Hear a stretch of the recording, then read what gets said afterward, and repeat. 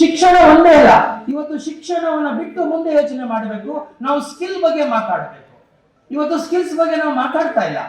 In fact ಹೇಳ್ತೀನಿ, ಕಲ್ಲು ಕುಟುಕೋದು, ಕಲ್ಲು ಕೊಡಿಯೋದಿದೆಯಲ್ಲ, ಅದು ಅಷ್ಟು ಸುಲಭವಾದ ಕೆಲಸ ಅಲ್ಲ.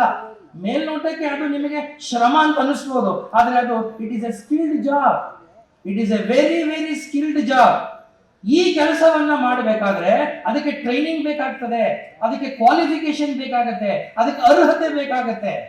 ನಾನು ಗಮನಿಸಿದ್ದೀನಿ, ಇವತ್ತು ನೀವು ಡೈಮಂಡ್ ಇಟ್ಕೊಳ್ಳಿ, ಈ ಡೈಮಂಡ್ ಅನ್ನು ಕೂಡ ಚಿಸಲ್ ಮಾಡ್ತಾರೆ, ಸ್ಕಿಲ್ಲಿಂಗ್ ಮಾಡ್ತಾರೆ. ಆ ಕೆಲಸವೂ ಕೂಡ ಇದಕ್ಕೆ ಸೇರಿದಂತ ರೂಪ. ನಾನು ಗುಜರಾತ್ ನಲ್ಲಿ ಇದ್ದಾಗ ಒಂದು ಫ್ಯಾಕ್ಟ್ರಿಗೆ ಹೋಗಿದೆ, ಡೈಮಂಡ್ ಫ್ಯಾಕ್ಟ್ರಿ. ಆ ಡೈಮಂಡ್ ಫ್ಯಾಕ್ಟ್ರಿ ಹೆಂಗಿದೆಯಪ್ಪ ಅಂದ್ರೆ ಒಂದು ಸಾಫ್ಟ್ವೇರ್ ಕಂಪನಿ ಇದ್ದಂಗಿದೆ. ಚಾಮರಾಜನಗರಕ್ಕೆ ಬಂದು ನೋಡಿ, ಅಲ್ಲಿ ನಮ್ಮ ಏನು ಈ ಗ್ರಾನೈಟ್ಗಳು ತೆಗಿತೀವಿ. ನಮ್ಮ ಕೋಲಾರದಲ್ಲೇ ಇದೆ ಗ್ರಾನೈಟ್, ಇಲ್ಲ ನಮ್ಮಲ್ಲಿ ಕಲ್ಲು ತೆಗಿತೀವಿ, ಬಂಡೆ ಕಲ್ಲು ಅಥವಾ ನಾವು ಬಿಲ್ಡಿಂಗ್ ಸ್ಟೋನ್ ಅಂತ ಕರಿತೀವಲ್ಲ, ಇದನ್ನ ಏನಾದ್ರೂ ನಾವು ಶಾರ್ಪನಿಂಗ್ ಮಾಡಬೇಕು. ನೂತನವಾಗಿ ಪ್ರಾರಂಭವಾಗಿರುವ ಶ್ರೀವೇಣು ಟಿವಿಎಸ್ ಶೋರೂಮ್ನಲ್ಲಿ ಟಿವಿಎಸ್ ಕಂಪನಿಯ ಎಲ್ಲಾ ರೀತಿಯ ಪೆಟ್ರೋಲ್ ಮತ್ತು ವಿದ್ಯುತ್ ಚಾಲಿತ ಬೈಕ್ಗಳಿಗಾಗಿ ಎಂದೇ ಭೇಟಿ ನೀಡಿ. ವಿಳಾಸ ಬೈಪಾಸ್ ರಸ್ತೆ, ಮಾರುತಿ ನೆಕ್ಸಾ ಕಾರ್ ಶೋರೂಮ್ ಪಕ್ಕ, ಕೋಲಾರ. ಹೆಚ್ಚಿನ ಮಾಹಿತಿಗಾಗಿ ಸಂಪರ್ಕಿಸಿ 9986333899 ಅಥವಾ 9986933299. ಅದನ್ನ ಕಟಿಂಗ್ ಮಾಡಬೇಕು ಅಥವಾ ಶೇಪಿಂಗ್ ಮಾಡಬೇಕು ಅಥವಾ ಶೈನಿಂಗ್ ಮಾಡಬೇಕು ಅಂದ್ರೆ ನಮ್ಮ ಜನಕ್ಕೆ ಗೊತ್ತಿಲ್ಲ ಅದು.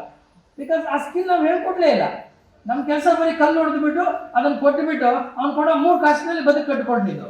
ಇದು ಆಗಬಾರ್ದು, ಇದು ಕೊನೆ ಆಗಬೇಕು. ಇದನ್ನ ದಾಟಿ ಯೋಚನೆ ಮಾಡಬೇಕು. ನಮ್ಮ ಏನು ಕಸುಬನ್ನ ಬೇರೆಯವರು ಕಿತ್ಕೊಳ್ಳೋ ಸಂದರ್ಭ ಬಂದಾಗ ಆ ಕಸುಬಿಗೆ ನಾವು ವ್ಯಾಲ್ಯೂ ಅಡಿಷನ್ ನಾವು ಮಾಡ್ತಾ ಇಲ್ಲ. That is where we fail. ನಾವು ಎಕನಾಮಿಕ್ಸ್ ನ ಆಡ್ ಮಾಡದೆ ಹೋದ್ರೆ ನಮ್ಮ ಕಸುಬಿಗೆ ಮತ್ತು ನಮ್ಮ ಕಸುಬಿಗೆ ನಾವು ಆ ಒಂದು ವ್ಯಾಲ್ಯೂ ಅಡಿಷನ್ ತರದೆ ಹೋದ್ರೆ ಸಹಜವಾಗಿ ಸ್ಕಿಲ್ ಆಗೋಕ್ಕಾಗೋದಿಲ್ಲ. ನಮ್ಗೆ ಏನ್ ಅನ್ಸುತ್ತೆ, ಏನಪ್ಪ ನಾವ್ ಯಾಕೆ ಮಾಡ್ಬೇಕಪ್ಪ, ನಮ್ಮಪ್ಪ ಕಷ್ಟಪಟ್ಟ ಆ ಬಂಡೆ ಮೇಲೆ ಜೀವನ ಕಳೆದ, ನಾನೇ ಅಲ್ಲಿ ಹೋಗ್ಬೇಕು ಅನ್ನೋ ಪ್ರಶ್ನೆ ಬಂದ್ಬಿಡ್ತದೆ. ಬಟ್ ಇವತ್ತು ಹಂಗಲ್ಲ. ಪ್ರತಿಯೊಂದಕ್ಕೂ ಕೂಡ ವ್ಯಾಲ್ಯೂ ಅಡಿಷನ್ ಮತ್ತು ಸ್ಕಿಲ್ ನಾವು ಡೆವಲಪ್ ಮಾಡ್ಕೊಂಡಿದ್ದೆ ಆದ್ರೆ, ಆ ದೃಷ್ಟಿಯಿಂದ ನಾವು ಯೋಚನೆ ಮಾಡೋದಾದ್ರೆ ಆ ಕಸುಬಿಗೂ ಕೂಡ ಒಂದು ಹೊಸ ಅರ್ಥವನ್ನ ತಂದುಕೊಡಬಹುದು. ಅಂದ್ರೆ ಶಿಕ್ಷಣದ ಜೊತೆಯಲ್ಲಿ ಏನು ಸ್ಕಿಲ್ ಅಂತ ಕರಿತಾ ಇದ್ದೀವಿ, ಆ ಸ್ಕಿಲ್ ಬೇಕು. ಇವತ್ತು ನಮ್ಮ ಗ್ರಾಮಗಳಿಗೆ ಹೋದ್ರೆ SLC ಫೇಲ್ ಆದವರು ಇದ್ದಾರೆ, PUC ಬಿಟ್ಬಿಟ್ಟಿದ್ದವ್ರು ಇದ್ದಾರೆ, ಡಿಗ್ರಿ ಇನ್ಕಂಪ್ಲೀಟ್ ಮಾಡಿದವರು ಇದ್ದಾರೆ. ಅವ್ರು ಎಲ್ಲಿ ಕರ್ಕೊಂಡು ಕೆಲಸ ಕೊಡ್ತೀರಿ? ಉದ್ಯೋಗ ಅವಕಾಶ ಎಲ್ಲಿ ಸೃಷ್ಟಿ ಆಗುತ್ತೆ? ಅವರಿಗೆ ಯಾವ್ದಾಗಿ ಆಸಕ್ತಿ ಇದೆಯೋ ಅವರಿಗೆ ಸ್ಕಿಲ್ ನಾವು ಡೆವಲಪ್ ಮಾಡ್ಕೊಡೋಕೆ ಸಾಧ್ಯವಾಗದಾದರೆ, ಅವರ ಒಂದು ವಿದ್ಯೆ ಅರ್ಹತೆಗೆ ತಕ್ಕ ಹಾಗೆ ನಮ್ಮ ಯುವ ಸಂಪತ್ತು, ಯುವ ಜನಾಂಗ ಆ ರೀತಿ ಅಲ್ಲಿ ಕಾಲಹರಣ ಮಾಡೋದು ತಪ್ಪುತ್ತೆ.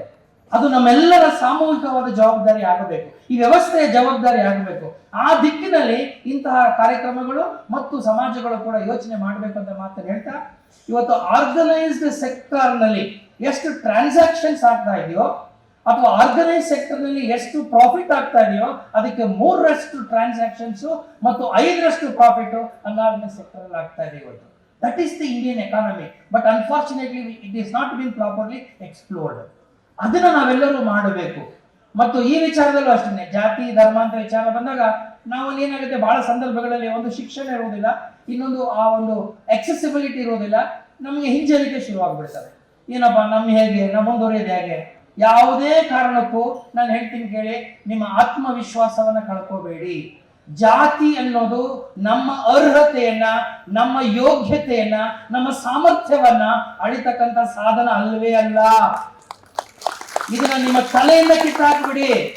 ಇವತ್ತು ಯಾರೆಲ್ಲ ದೊಡ್ಡ ದೊಡ್ಡ ಒಂದು ಮಟ್ಟಕ್ಕೆ ಬಂದಿದ್ದಾರೆ, ಇವತ್ತು ನಾನು ಈ ಮಟ್ಟದಲ್ಲಿ ನಿಂತು ನಿಮ್ಮ ಮುಂದೆ ಮಾತಾಡ್ತಾ ಇದ್ದೀನಿ ಅಂದ್ರೆ ನನಗೆ ಜಾತಿಯ ಭೂತ ಕಾಡಿರ್ಬೋದು, ನಾನು ಇಲ್ಲ ಅನ್ನೋದಿಲ್ಲ.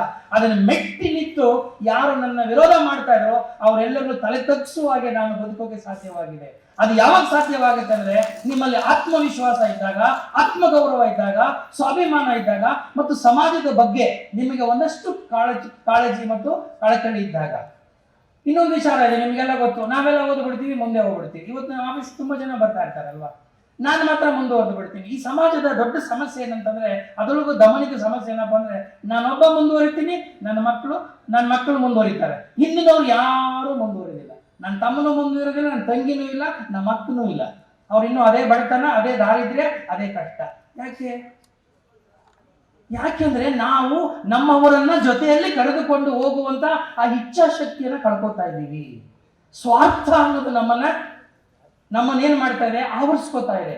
ಶಿಕ್ಷಣ ನಮ್ಮನ್ನ ದೊಡ್ಡವರಾಗಿ ಮಾಡಬೇಕು ವಿನ ನಮ್ಮನ್ನ ಸ್ವಾರ್ಥಿಗಳನ್ನಾಗಿ ಮಾಡಬಾರದು. ಸಮಾಜದ ಹಿತವನ್ನ ನಾವೆಲ್ಲರೂ ಗಮನದಲ್ಲಿ ಇಟ್ಕೊಂಡಿರ್ಬೇಕು ಅಂತ ಹೇಳ್ತಾ, ಯಾವ ಒಂದು ಸಮಾಜದಿಂದ, ಯಾವ ಸಮುದಾಯದಿಂದ ನಾವು ಬಂದಿದ್ದೀವಿಯೋ ಆ ಸಮುದಾಯದ, ಸಮಾಜದ ಋಣವನ್ನ ತೀರಿಸುವ ಕೆಲಸವನ್ನ ನಾವು ಮಾಡಿದಾಗ ಮಾತ್ರ ನಮ್ಮ ವಿದ್ಯೆಗೆ, ನಮ್ಮ ಸಂಸ್ಕಾರಕ್ಕೆ, ನಮ್ಮ ಅನುಭವಕ್ಕೆ, ನಮ್ಮ ವಿದ್ಯೆಗೆ ಅರ್ಥ ಬರುತ್ತೆ ಅಂತ ಹೇಳಿ